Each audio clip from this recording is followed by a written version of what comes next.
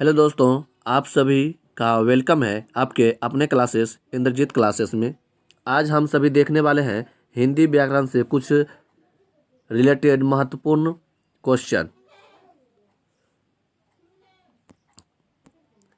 Special SCC GD Hindi व्याकरण set होने वाले हैं। स्पेशल SCC GD के लिए यह सेट बहुत ही इम्पोर्टेंट है। चलिए ज़्यादा समय ना गंवाते हुए आज का सेशन स्टार्ट करते हैं। अग्नि कौन सा शब्द है? अग्नि कौन सा शब्द है? तत्सम, तद्भव, देशज, इनमें से कोई नहीं। अग्नि राइट आंसर इज द तत्सम। अग्नि कौन सा शब्द है? तत्सम। चलिए आगे बढ़ते हैं। आज का नेक्स्ट क्वेश्चन क्या है? क्वेश्चन संख्या 2 है, मोर कौन सा शब्द है? तत्सम, तद्भव, देशज, विदेशज, इनमें से कोई नहीं। मोर राइट आंसर इज द तद्भव। मोर कौन सा शब्द है? तद्भव। चलिए आगे बढ़ते हैं। नेक्स्ट क्वेश्चन क्या है? तेंदुआ कौन सा शब्द है? तेंदुआ कौन सा शब्द है? ये भी क्वेश्चन काफ़ी VVI है, इंपॉर्टेंट प्रश्न है, काफ़ी बार एग्जाम में पूछे हैं। तेंदुआ कौन सा शब्द है? देशज, विदेशज, दोनों, इनमें से कोई नहीं। राइट आंसर इज द देशज। तेंदुआ कौन सा शब्द है? देशज। चलिए आगे बढ़ते हैं। नेक्स्ट क्वेश्चन क्या है? क्वेश्चन संख्या 4 है, स्टेशन कौन सा शब्द है? स्टेशन कौन सा शब्द है? स्टेशन कौन सा शब्द है? ऑप्शन ए देशज, ऑप्शन बी विदेशज, ऑप्शन सी दोनों, ऑप्शन डी इनमें से कोई नहीं। राइट आंसर इज द विदेशज। स्टेशन कौन सा शब्द है? विदेशज। चलिए आगे बढ़ते हैं। नेक्स्ट क्वेश्चन, क्वेश्चन संख्या 5 है।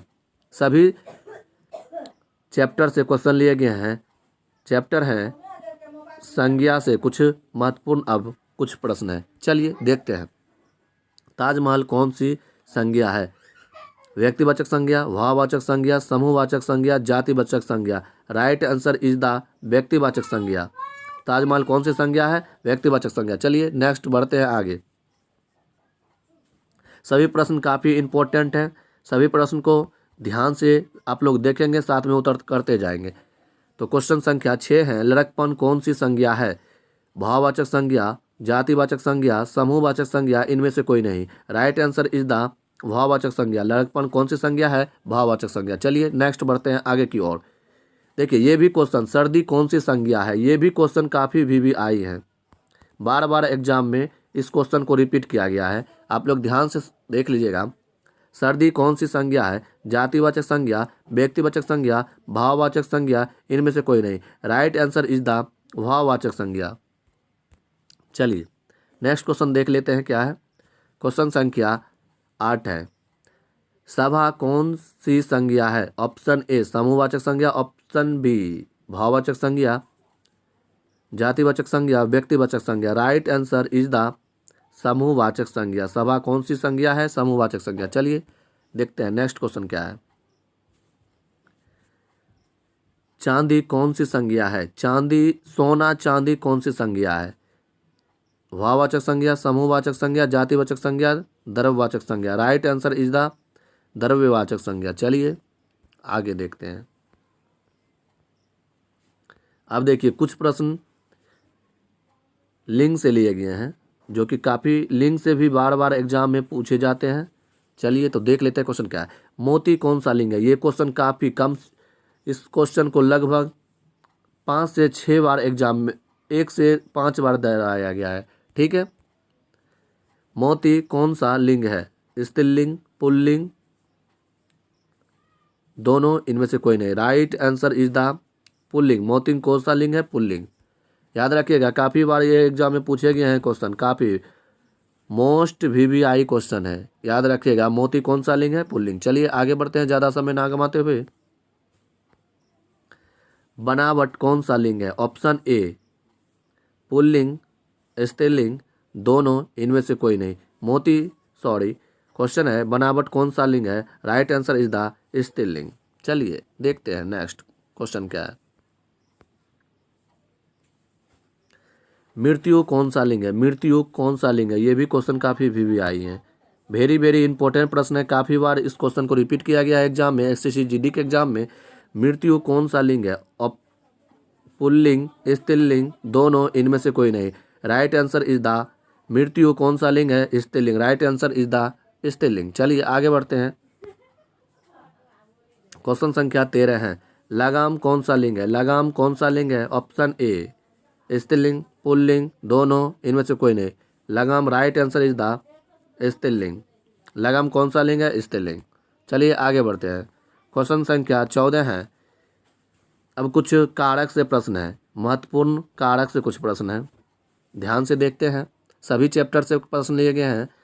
मोहन ने पीटा, इस वाक्य में मोहन क्या है? मोहन ने पीटा, इस वाक्य में मोहन क्या है? ऑप्शन ए कर्ता, ऑप्शन बी कर्म, करण, संप्रदान। राइट आंसर इज द कर्ता कारक।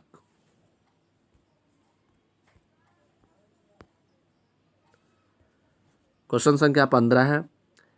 माँ चाकू से अमरूद काटती है, इस वाक्य में कर्ण कारक कौन सा है? काफ़ी बार क्वेश्चन को रिपीट किया गया है एग्जाम में, काफ़ी इंपॉर्टेंट क्वेश्चन है। एक बार फिर से क्वेश्चन रिपीट कर देते हैं।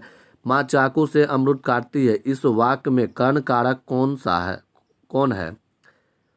माँ, चाकू, अमरूद, इनमें से कोई नहीं। तो राइट आंसर इज द चाकू।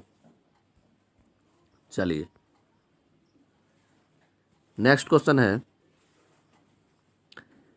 राम ने धर्म की रक्षा के लिए रावण को मारा। ये भी क्वेश्चन काफ़ी इंपॉर्टेंट है, वीवीआई प्रश्न है, वेरी वेरी इंपॉर्टेंट प्रश्न है। देख लेते हैं क्वेश्चन, एक बार फिर से पढ़ देते हैं, रिपीट कर देते हैं। राम ने धर्म की रक्षा के लिए रावण को मारा, कौन सा कारक है? कर्ण कारक, संप्रदान कारक, अपादान कारक, कर्ता कारक। राइट आंसर इज द संप्रदान कारक। चलिए नेक्स्ट देखते हैं। क्वेश्चन संख्या 17 है। वृक्ष से पत्ते गिरते हैं, कौन सा कारक का उदाहरण है? वृक्ष से पत्ते गिरते हैं, कौन सा कारक का उदाहरण है? कर्म कारक, कर्ण कारक, अपादान कारक, इनमें से कोई नहीं। देखिए वृक्ष से पत्ते गिर रहे हैं, इसके मतलब क्या हो रहे हैं? अलग हो रहे हैं।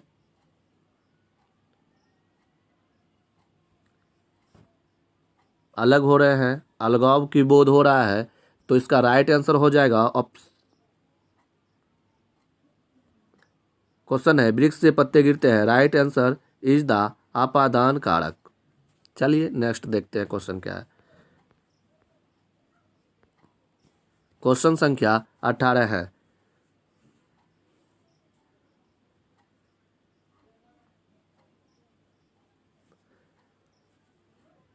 मैं भारत का नागरिक हूँ, इस वाक्य में संबंध कारक को कौन दर्शाता है? काफी इंपॉर्टेंट प्रश्न है, बहुत बार इस क्वेश्चन को रिपीट किया गया है एग्जाम में।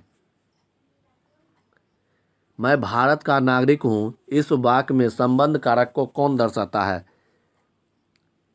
मैं, भारत, नागरिक, इनमें से कोई नहीं। राइट आंसर इज द नागरिक। चलिए नेक्स्ट देखते हैं क्वेश्चन क्या है। क्वेश्चन संख्या 19 है। मेरे विद्यालय में, देखिए यहाँ पर आंसर भी दे दिया गया है। मेरे विद्यालय में डैश 4 शिक्षक है। मेरे विद्यालय में डैश 4 शिक्षक है, इसमें राइट आंसर क्या भराएगा? मैं। मेरे विद्यालय में 4 शिक्षक हैं। चलिए आगे देखते हैं। क्वेश्चन संख्या 20 है। चिन्ह से प्रश्न है। संप्रदान कारक के प्रयुक्त चिन्ह है। देखिए यह भी क्वेश्चन काफ़ी अच्छा है, कभी कभी पूछ देते हैं। संप्रदान कारक में प्रयुक्त चिन्ह है क के लिए, का के की, में पर, इनमें से कोई नहीं। Right answer is the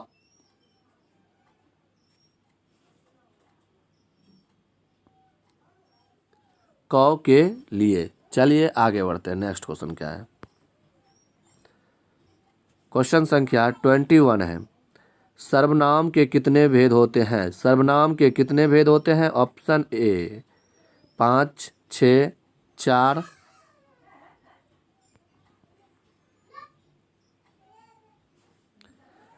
question है सर्वनाम के कितने भेद होते हैं? 5, 6, 4। Right answer is the 6। सर्वनाम के कितने भेद हैं? 6। चलिए आगे बढ़ते हैं। नेक्स्ट क्वेश्चन क्या है।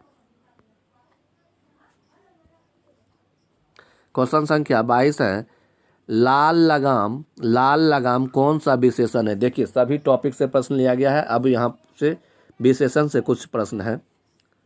लाल लगाम कौन सा विशेषण है। लाल लगाम कौन सा विशेषण है। गुणवाचक विशेषण, परिणामवाचक विशेषण, संख्या बोधक विशेषण, सर्वनाम बोधक विशेषण। राइट आंसर इज द गुणवाचक विशेषण। लाल लगाम कौन सा विशेषण है। गुणवाचक विशेषण। राइट आंसर इज द गुणवाचक विशेषण। चलिए अब देखिए क्वेश्चन संख्या 23 है, थोड़ा बहुत कम अधिक कौन सा विशेषण है। ये भी क्वेश्चन काफ़ी वीवीआई प्रश्न है, बार बार एग्जाम में रिपीट किए जाते हैं। चलिए देख लेते हैं क्वेश्चन क्या है। थोड़ा बहुत कम अधिक कौन सा विशेषण है। ऑप्शन ए परिणाम वाचक विशेषण, ऑप्शन बी गुणवाचक विशेषण, ऑप्शन सी संख्यावाचक विशेषण, ऑप्शन डी इनमें से कोई नहीं। Right answer is the option number A परिणामवाचक विशेषण।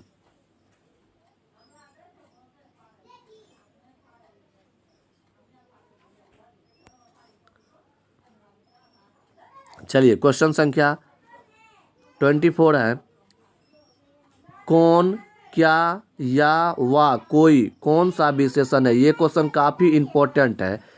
कौन, क्या, या, वा, कोई कौन सा विशेषण है। काफी इंपॉर्टेंट प्रश्न है एग्जाम की व्यू से। गुणवाचक विशेषण यहाँ पर छूट गया है, विशेषण लिख लीजिएगा आप लोग। परिणामवाचक विशेषण, संख्यावाचक विशेषण, सर्वनाम बोधक विशेषण। राइट आंसर इज द सर्वनाम बोधक विशेषण। एक बार क्वेश्चन फिर से रिपीट करते हैं, कौन, क्या, या, वा, कोई कौन सा विशेषण है। तो राइट आंसर याद रखिएगा सर्वनाम बोधक विशेषण।